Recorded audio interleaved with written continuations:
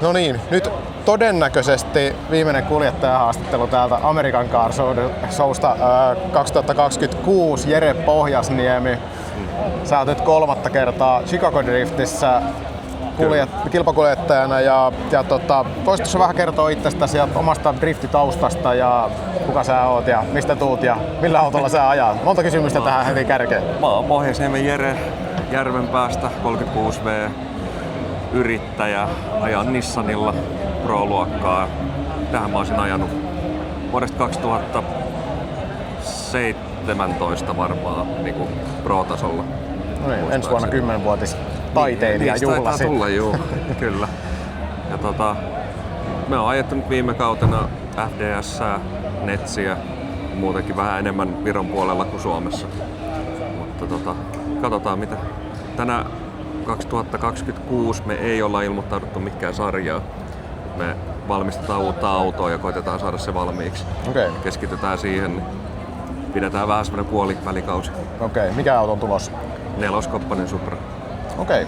Eli kerkeekö se Chicagoon vai Ei kerkeä Chicagoon, että se on tämän vuoden loppupuolella, päästään testaamaan sitä, ensi vuonna se laitetaan kilpaa. No niitä ei ole kyllä liikaa mun mielestä koskaan. Että se on jännä, että se on niinkin tämmönen tavallaan tämmöisen autokulttuurin lähellä niin semmoinen ikoninen auto, mutta niin niitä saisi kyllä enemmän näköä viivalla. Kyllä.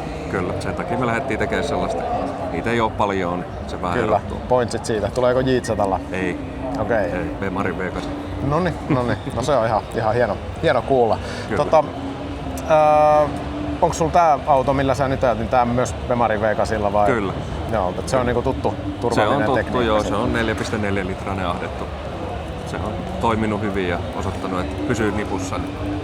Kyllä. Onko tähän autoon tehty tälle kaudelle mitään semmoista niinku ratkaisevaa muutosta tai mennäänkö vähän niinku samalla reseptillä? Ei ole. Se on 2 päivää ennen messuja otettu bussista pois Viron jäljiltä ja se on pesty ja ajettu tohon ja ei ole tehty mitään.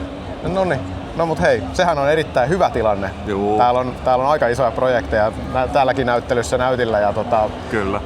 se varmaan helpottaa sitä muuta henkistä valmistautumista kautta. No joo, teillä on se toinen projekti siellä, mutta pystyy kuitenkin ajamaan sitten. Juu, siihen on se kaikki aika mennyt. Et me tiedettiin, kun toi jäi ehjänä kumminkin suoraan kisasta bussiin, niin kun se toimii, niin ei sille kannata oikein mitään tehdä. Et keskitytään siihen uuteen sitten enemmän. Kyllä. Pidetään toi vaan ajokuntoisena, et eikä me öljyt ja tulpat siihen varmaan vaihdetaan ennen kun sillä seuraavan kerran ajetaan. Kyllä. Hei, miten Chicago Driftia, millä tavoitteilla? Ainahan se voittaa saa tavoitteen. Ei sitä muuten kannata ajaa. Hyvä.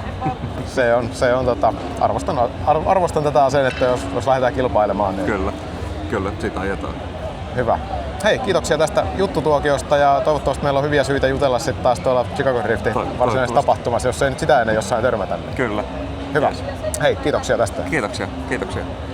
Chicago Drift on taas täällä ja isompana kuin koskaan. Huipputason Drifting Show valtaa Lahden urheilukeskuksen toukokuun 8. ja 9. päivänä. Luvassa on savua, vauhtia ja täysin käsittämättömiä ajosuorituksia Lahtihallin piha-alueella. Liput ovat myynnissä nyt. Nappaa omasi heti osoitteesta chicagodrift.fi.